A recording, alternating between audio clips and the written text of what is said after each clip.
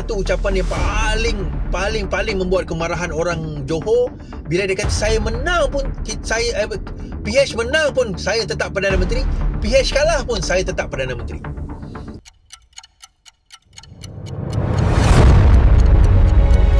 Kita tak ada dia kata suka Barisan Nasional tu menang, tapi kita gembira Pakatan Harapan tak menang. Itu je. Dia dua benda berbeza. Kenapa pula Pakatan Harapan tak menang? Baik, yang ini adalah video analisa saya berkenaan dengan Pakatan Harapan dan kenapa mereka sukar untuk menang dalam pilihan raya kali ini. Ada yang mengatakan bahawa telah bertambah undi kita daripada 300,000, I think 300-400,000 kepada 600,000, penambahan yang agak besar dia kata dalam pilihan raya kali ini. Kita kena ingat juga tuan-tuan, pertambahan itu sebenarnya kalau kita tengok proportionately dengan jumlah pengundi yang keluar mengundi, sebenarnya signifikan pertambahan itu tak adalah besar sangat. Peratusan pertambahan pengundi dengan jumlah tambahan undi itu tidak begitu besar, kerana kita kena ingat pada tahun PRN yang lepas 2022 jumlah pengundi yang keluar itu adalah rendah, lebih kurang dalam 50 lebih peratus. Yang ini berbanding kali ini 67% macam itulah. So jumlah pengundi turun itu tinggi. So obviously kalau jumlah pengundi turun itu tinggi, maka undi yang kita dapat itu tinggilah. Itu normal lah tu. Okey, itu yang pertama. Tetapi yang ini bukan berdasarkan undi popular tuan-tuan. Sebab ini kita sistem pilihan raya kita dipanggil first past the post. Maknanya first past the post ni adalah keadaan di mana kedudukan pilihan raya itu ditentukan oleh berapa kerusi kita menang, bukan berapa popular kita dengan jumlah undi secara keseluruhan. Okey, saya bagi contoh. Contoh di satu DUN ni dia ada 3 yang bertanding. Alright, 3 calon bertanding. Seorang ni dapat, katakanlah dia dapat 40%. Yang ni dapat 30%, yang ni dapat 30%. Okey, 40%, 30%, 30%. So yang menang siapa? Obviously yang dapat 40% menang lah. 40% undi kan. Alright. Tapi kalau kita tengok majoriti, dia tak popular pun kerana dia hanya ada 40 orang sahaja yang sokong dia. Sedangkan 60% tak sokong dia pun. Kalau kita nak nilai daripada kemenangan itu berdasarkan populariti, dia tak popular.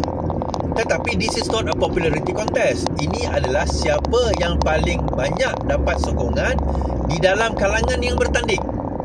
Di kalangan mereka yang bertanding setelah dipecah, siapa paling banyak dapat sokongan. So kalau kita tengok dari sini, yang paling banyak dapat sokongan 40% lah, berbanding dengan yang 30-30 tadi tu. Jadi di situ, dan dia dikira sebagai menang lah. That is why kita kena faham, dia bukan popularity contest. Daripada dulu saya tak begitu gemar apabila ada orang menggunakan hujah, kita lebih popular berdasarkan jumlah undi yang menyokong kita walaupun kita kalah. That is not, kalah adalah kalah lah. Itu sebenarnya cerita. Now, apakah faktor penolakan terbesar di Johor ni yang saya nampak lah? Bagi saya faktor penolakan terbesar di Johor ni ada 2 tuan-tuan. Satu adalah DAP, kedua adalah Anwar Ibrahim. Okey, di kalangan orang Melayu dia ada 2, iaitu Anwar Ibrahim dan penolakan terhadap DAP. Okey, itu jelas. Penolakan terhadap Anwar Ibrahim dan penolakan terhadap DAP di kalangan orang Melayu. Di kalangan orang Cina pula, dia adalah penolakan terhadap Anwar Ibrahim. So whether it's Cina atau Cina India lah, dan Malay adalah penolakan terhadap Anwar Ibrahim. Di kalangan Melayu pula, dia Anwar Ibrahim dan penolakan terhadap DAP. So dua faktor ini memain peranan yang sangat besar, terutama dalam pilihan raya negeri Johor. Kenapa Anwar Ibrahim menjadi faktor penolakan yang besar? Dan kita dapat lihat bahawa strategi meletakkan Anwar Ibrahim untuk bertanding untuk menjadi wajah Pakatan Harapan itu adalah satu strategi yang salah. Baik, kita kena faham macam ni bahawa di dalam pilihan raya kali ini, bila Anwar Ibrahim membuat satu ucapan, ada satu ucapan, dia kata, dia ada beberapa lah, tapi ada satu ucapan yang paling membuat kemarahan orang Johor, bila dia kata saya menang pun PH menang pun saya tetap Perdana Menteri, PH kalah pun saya tetap Perdana Menteri. Itu adalah satu kenyataan yang sombong sebenarnya. Ya, kita faham, PH kalah, PH menang, dia tetap Perdana Menteri. Itu tak payah dia cakap pun kita tahu. Tapi bila dia cakap, dia ada beberapa faktor penolakan. Sebab politik ni adalah tentang pull and push factor. Penolakan dia adalah orang Johor merasakan kau siapa? Engkau orang luar yang tiba-tiba nak pergi marah orang Johor, pergi marah MB On Hafiz untuk mengatakan dia kalah atau dia menang, maka kau tetap Perdana Menteri. Baik, kami akan buktikan, kami akan pastikan kau kalah. Alright, itu faktor penolakan yang pertama. Yang kedua, apabila dia pergi menyerang On Hafiz hari itu. Tuan-tuan, politik memang akan berlaku, serang menyerang tu normal. Tetapi janganlah dilakukan oleh orang luar Johor. Itu masalah dia. Strategically that is wrong. Anwar ni dia kena faham bahawa populariti dia dah tak ada. Dia dah menurun populariti dia. So bila sebelum Johor hari tu tiba-tiba Merdeka Center terbocor populariti Anwar, dia kata 40% ke 50% macam tu. Oh, popular berbanding pemimpin lain. Itu secara general di seluruh Malaysia. Tetapi kalau dia pergi secara negerinya, seperti dapatan daripada Ilham Center, populariti dia hanyalah lebih kurang 40% saja berbanding dengan On Hafiz lebih kurang 79%. Satu gap yang sangat besar, tuan-tuan. Almost 40%, almost 100% dia punya populariti dia. Baik. Jadi dalam keadaan yang sekarang ini, Anwar bukanlah poster boy yang terbaik, dan strategi itu adalah strategi yang sangat dangkal. Tuan-tuan kena faham, bangsa Johor merasakan, bangsa Johor adalah bukan satu slogan kosong. Perkataan bangsa Johor itu bukan satu slogan kosong. Their pride, kebanggaan mereka terhadap local leaders ni adalah satu benda yang sangat besar. Kalau sekiranya nak diletak bertembung dengan On Hafiz, sepatutnya bukan Anwar Ibrahim. Letaklah Mazli Malik ke, letaklah someone lah yang mana orang lokal juga, bukan orang luar. Biar pertembungan itu di antara orang lokal dengan orang lokal, itu tak ada masalah. Tetapi bila orang luar dengan orang lokal, akhirnya orang lokal akan merasakan walaupun aku sokong Pakatan Harapan, apa yang Anwar kata itu adalah salah dan tak betul dan tak patut. Okey, itu antara faktor yang menjadi yang besar lah, antara penolakan yang besar. So itu adalah dipanggil push factor, penolakan. The pull factor, isu besar Pakatan Harapan adalah dia tidak ada pull factor. Okey, dia tidak ada pulling factor. Dia kenapa nak kena undi Pakatan Harapan?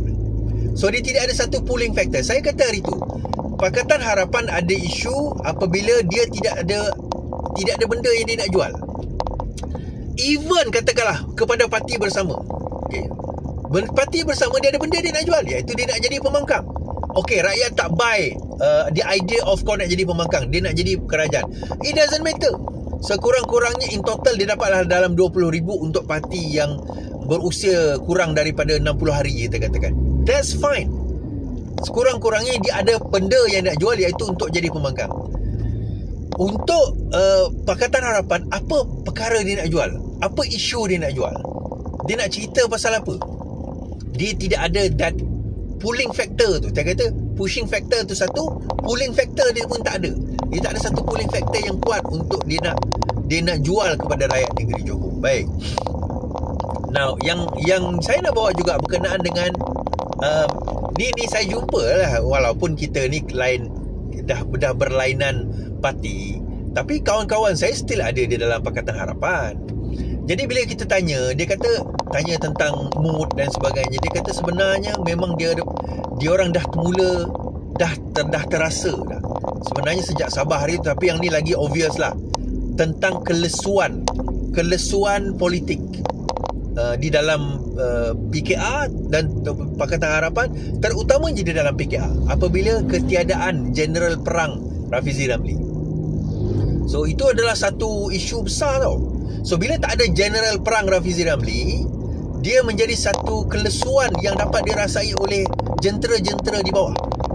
So akhirnya yang datang kebanyakannya hanyalah jentera untuk nak jadi pelancong politik lah. So orang dah bayar, dia kata hotel dah bayar, duit poket dapat, duit minyak dapat, aku pergi tunjuk muka, sengih, tolonglah sikit apa yang patut, lepas tu aku balik. So dia tidak ada satu strategi yang apa orang kata yang ampuh dekat situ. So kelesuan ini akan terus dirasai selepas ini di Negeri Sembilan. Selepas itu akan dirasai di Melaka dan akhirnya di dalam PRU. Yang sebelum ini bolehlah dia nak panggil Rafizi balik, tapi kali ni dah tak ada Rafizi tu, tak ada dah dalam cerita ni, dalam kisah ni. Yang best je tuan-tuan, kalau tuan-tuan perasan kan, Jeneral Perang tu dilantik. Okay, diorang melantik jeneral perang. Siapa jeneral perang dilantik, tuan-tuan? Jeneral perang dilantik adalah Amir dan Saifuddin. Okay, siapa melantik? Jeneral perang. Dia turunkan dia punya tahta dia, atau dia bagi watikah, so-called watikah kepada Amir untuk dia jadi jeneral perang. Tapi dalam pada tempoh 2 minggu ni, ada satu posting saya jumpa, Amir betulkan kalau saya tak silap lah, yang Amir berada di Indonesia. Dia tengah brisk walk dekat Bandung, tuan-tuan. Macam mana jeneral perang boleh tinggalkan medan untuk pergi bercuti? Itu jeneral perang pertama. Jeneral perang kedua, Saifuddin tak ada nampak langsung muka dia dalam kempen kali ni. Adalah dia berceramah, 1-2 ceramah, tapi tak ada nampak gerakan dia, tuan-tuan. Jadi, dan bila tuan-tuan tengok pengumuman hari ni lah, semalam, pengumuman semalam atau hari ni pagi ni, semalam tadi, pengumuman malam tadi, hanya Amir seorang saja yang muncul. Saifuddin tidak kelihatan. Jadi di situ kita nampak jelas bahawa di segi strategi itu sendiri, maksudnya jeneral perang itu sendiri, mereka tidak mempunyai satu jeneral perang yang apa orang kata, yang of course yang berdedikasi, yang berstrategi, yang rajin untuk turun ke padang. Baik, saya bagi contoh Rafizi lah, tuan-tuan, sebab saya ikut dia 2 minggu. Walaupun saya taklah ikut hari-hari ke, tapi saya jumpalah calon-calon yang bercerita tentang Rafizi ni. Ini jeneral perang dengan Nik Nazmi. Rafizi dengan Nik Nazmi ni, dia balik malam tu dalam pukul 1, pukul 2 pagi. Okay, 1-2 pagi. 1-2 pagi tu pun dia meeting lagi. Dia meeting ni, tengah meeting, tidur pukul 3. Tidur pukul 3, pukul 6 pagi dia dah bangun. Dia pergi walkabout untuk aktiviti. Contoh pergi masjid ke, pergi ke pasar ke, brisk walk ke dan sebagainya. So dia pergi program di setiap zone itu. Okay, dia pergi. Nik Nazmi malam dia akan berceramah pula. Kan, pecah 2 lagi. Ada berceramah di, contohnya di tempat A. Nik Nazmi akan berceramah di tempat B. Lepas tu nanti berceramah di tempat C. Kalau ikutkan perancangan awal hari tu, mereka nak buat 3 tempat satu hari. Tapi tak sempat, tuan-tuan. So akhirnya kami hanya buat 2 tempat satu masa. Itu pun saya penat, tuan-tuan. Ada satu keadaan Rafizi dalam pada dia on the way nak ke satu tempat tu dengan calon, di situ dia orang meeting dalam kereta ni. Dia orang meeting dalam kereta nak membincangkan strategi dan sebagainya. Itu general perang, tuan-tuan. Itu general perang yang merancang strategi dan sebagainya. Now, is general perang hilang deposit juga korang. That's okay. Saya kata that is okay. Kan saya kata we are testing a hypothesis. Kami sekarang sedang menguji satu hipotesis. Kan, hipotesis yang kami berikan, yang kami ada 60 hari ini, sekarang kami tengah menguji dan kita dapat satu data. Negeri Sembilan nanti kita akan dapat data kedua. Melaka nanti kita akan dapat ketiga. PRU kita akan dapat data keempat. All those data is very important untuk kita buat perancangan for the next 5 years, 5 tahun akan datang, bagi menghadapi PRU yang ke-17 nanti. All this, tuan-tuan, semua perkara ini kita susun in such a way supaya kita tahu bahawa kita bergerak ke depan adalah data driven. Itu yang pertama. I know for a fact, secara faktanya, bahawa PH dan BN menggunakan duit untuk nak pilihan raya, ditabur duit pilihan raya Johor ni dalam jumlah yang sangat banyak. 2 malam terakhir, atau 2-3 malam terakhir, saya tahu PKR buat konsert. Kan, dia panggil Ella, dia panggil apa orang kata, Zamani Slam untuk menyanyi. Penyanyi ni, tuan-tuan, dia bukan murah. Sekali panggil tu berpuluh ribu, kan, 30-40 ribu satu lagu tau, bukan sekali panggil. Satu lagu 30-40 ribu. Kita tahu it's not cheap. Tak apalah, rezeki lah Ella, rezeki. Kalau BN dia nak panggil Amy Search, rezeki dia orang lah. It doesn't matter lah. For me, untuk penyanyi-penyanyi ni, inilah masa dia dapat dana. Tak apalah, itu rezeki dia orang. But soalan dia kepada parti-parti politik ini, kita tanya, you all dapat dana ni daripada mana? Dan allegation seperti biasa, BN dituduh bagi duit, kan, bayar duit kepada pengundi-pengundi. PH pun dikatakan membayar duit kepada pengundi-pengundi, terutama daripada parti DAP. Semua saya tak nak sebut siapa lah. Baik, so adakah PH, kalau dia benar-benar berintegriti, akan mengumumkan berapa banyak telah dibelanjakan di dalam pilihan raya kali ini? Are they going to announce jumlah perbelanjaan mereka? And even worse, tuan-tuan, semua kementerian jentera-jentera kementerian digunakan untuk berkempen bagi Pakatan Harapan. Di peringkat negeri pula, jentera-jentera negeri digunakan untuk Pakatan Harapan. Dan juga untuk Barisan Nasional. Bawa-bawa ni kawan saya jentera. Dia cerita anak dia duduk dekat MARA, scholarship MARA lah. I think UiTM ke apa ke. Yang TVET tu satu hal, kita dah tengok video tu, tapi I think MARA. Dia orang dipanggil ingatkan program biasalah. Rupa-rupanya berceramah politik kan. Rupanya dia ada ceramah politik untuk dia nak pergi mengundi. Now, ceramah politik di kalangan student ini digunakan jentera kerajaan, digunakan dewan dan sebagainya. Kalau mereka menang, bukanlah satu benda yang memalukan kepada parti bersama. Kita tak guna apa-apa pun kecuali social media kita. Kita nak tonjolkan politik baru. Ada yang kata pada saya, tak boleh politik macam ni, kita kena bagi juga. Kita kena bagi dia barang RM50, pergi rumah ke rumah, kita kena bagi mereka kan, supaya nak tunjuklah yang kita ni prihatin dan sebagainya. Saya kata, kalau kita buat politik macam tu, dan apa beza kita dengan BN? Apa beza kita dengan PH? Alah, kita bagi RM50 je. Sekarang ni RM50 lah, lepas ni 100, lepas tu 200, lepas tu 300. Dan satu lagi, kalau kita bagi dia RM50, korang ingat BN tak boleh bagi RM500. Korang ingat BH tak boleh bagi RM1000. So, berlawan pasal duit ni, kita takkan habis, tuan-tuan. Benda tu takkan habis. So, nak jual apa kita jual idealisme kita lah. Kalau rakyat sedar tentang kepentingan untuk berubah, maka mereka akan berubah. Dalilnya adalah pada tahun 2018. 2 tahun invoke pusing, keliling kita kata, untuk bagi tahu rakyat tentang kepentingan menukar kerajaan. You see, kerajaan berubah. Kita tak, Pakatan Harapan tak guna spend duit pun untuk pergi berkempen dengan cara buat konsert ke, dengan cara macam DAP kan, panggil artis ke, dengan cara bayar duit rumah ke rumah ke. Rakyat pada masa itu nak berubah, dan akhirnya mereka berubah, tuan-tuan. So itulah dalam pilihan raya kali ini di Johor ni, dia menjadi satu modal besar lah kepada Barisan Nasional untuk mengatakan bahawa sokongan amat kuat kepada mereka. Now, adakah bermakna ini adalah downfall atau kejatuhan Pakatan Harapan selepas ini? Ya. Jawapan mudah saya adalah ya. Sebelum saya tu, saya dah buat satu posting hari tu kan. Saya kata bahawa 2 hari sebelum, esok hari lah, maksudnya hari kedua terakhir sebelum buang undi, which is hari Jumaat itu, saya ada buat satu posting. Saya buat tulis berdasarkan kepada Ilham Center dan juga pendapat saya sendiri, bahawa BN akan menang 2/3, lebih 2/3 saya kata. Dan Ilham Center pun kata. Tapi Ilham Center tak sebut benda ni, tapi saya sebut. Saya kata PH akan dapat kerusi kurang dari 10. Saya ulang, pada hari Jumaat saya kata PH akan dapat kerusi kurang daripada 10. DAP tak akan dapat 10 kerusi. Sebelum ni berapa? Sebelum ni 12. Kalau campur muda 13. Okay. So sebelum ni Pembangkang ada 13 kerusi, tolak PN lah.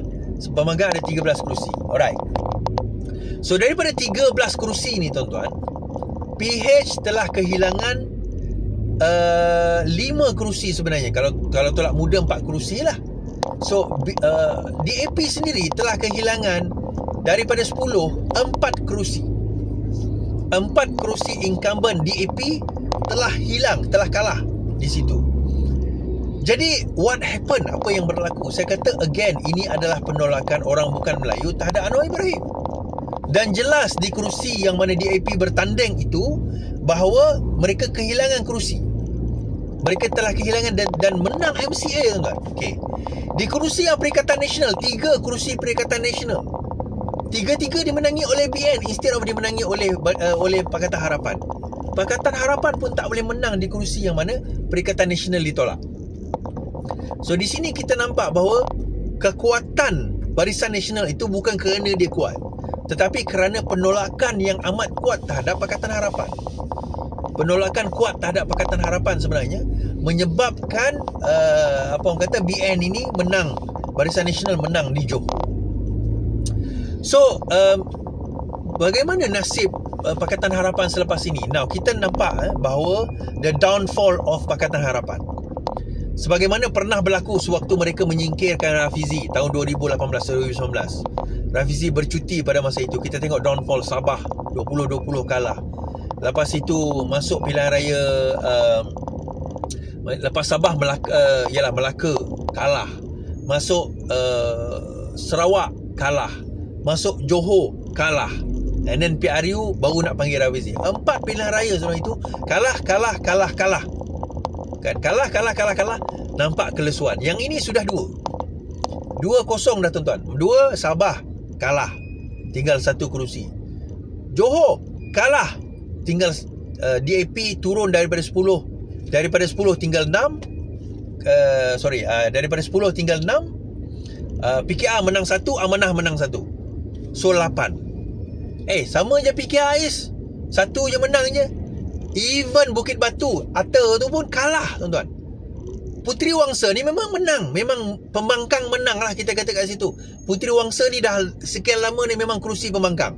So bila letak Mazli Malik kat situ, dan sepatutnya kalau Amanah bertanding di Puteri Wangsa pilihan raya lepas, Amanah boleh dapat kursi tu sebenarnya. Tapi dia tak nak. Dia letak muda kat situ. Tapi sebenarnya maksudnya PKR atau Amanah PKR ni dia bukan menang 1 kerusi. Dia telah kehilangan 1 kerusi. Dia telah kehilangan Bukit Batu. Dan dia kekal atau gain kerusi Puteri Wangsa. So from all this analytic, kita nampak bahawa the downfall of Pakatan Harapan ni dah makin jelas. So lepas ini Negeri Sembilan. Okey, Negeri Sembilan ni mungkin ada harapan Pakatan Harapan Is. Kita tengok, tapi saya agak sukar. Okey, balik pada cerita ramalan saya tadi kan. Ada orang tulis komen. Dia tulis kat komen dia kata, Is, kau pastikan jangan delete komen aku. Kau kata Pakatan Harapan akan dapat kurang daripada 10. Aku kata kau punya pendapat tersasar. Saya kata malam tadi saya screenshot, saya letak dalam Facebook saya kata, betul tak aku kata? Saya kata kurang daripada 10, betul tak? Macam mana kau tahu kurang daripada 10 Is? Saya tahu ni bukan sebab saya terror sangat tuan-tuan, bukan. Sebab kami ada data kami sendiri sebenarnya. Ada benda yang saya tak boleh nak cerita. Ada benda saya tak boleh nak cerita, ada maklumat saya tak boleh nak bagi tahu tuan-tuan dan puan-puan siapa penyampai maklumat daripada mana data itu datang. Yang tu saya tak boleh cerita lah. Cuma saya bagi tahu bahawa data itu hampir accurate. Kalau dia plus minus tu pun dia macam dia ada lingkungan. Tak adalah kita boleh bagi precisely, tetapi kita boleh anggarkan. Okey. Kejatuhan Pakatan Harapan ini sekarang ini menyebabkan DAP sedang mempertimbangkan untuk terus berada di dalam Pakatan Harapan. Okey, dia macam ni lah tuan-tuan. Negeri Sembilan ni mungkin anomali sikit. Mungkin dia harapan dia boleh menang lah. Sebab Tok Min ada perform di Negeri Sembilan. Mungkin DAP ni boleh kuat di Negeri Sembilan. Mungkin dia yakin. Jadi dia tak akan dia dengan keyakinan itu dia kata kita tak akan keluar dulu. But ini advice saya kepada DAP lah. Kalau korang tak keluar sebelum Negeri Sembilan, korang akan kehilangan lebih banyak undi selepas ni. Sebab Negeri Sembilan, katakanlah korang tak maintainkan beberapa kerusi yang kau maintain, in fact kalah beberapa kerusi, lepas ni tak ada turning back lah. Dah tak boleh patah balik lah kepada DAP. DAP tak boleh patah balik. Ini honestly speaking. Lepas ini DAP tak boleh patah balik kalau sekiranya tak buat keputusan sebelum Negeri Sembilan. But I believe DAP tak akan sempat buat keputusan sebelum Negeri Sembilan, sebab itu adalah kawasan kawasan Setiausaha Agong dia, Anthony Locke kan. Okay. So bila DAP akan buat keputusan Is, tu saya jangkakan DAP akan buat keputusan maybe dalam selepas Melaka. So lepas Negeri Sembilan ini, saya nampak berkemungkinan besar Melaka akan dibubarkan. Mungkin sekitar bulan 8, bulan 9. Mungkin bulan 8, bulan 9 macam tu. Atau mungkin awal bulan 7 ni taklah. Masuk bulan 8 nanti, bulan depan. Lepas sebaik saja habis Negeri Sembilan, maka berkemungkinan Melaka akan dibubarkan.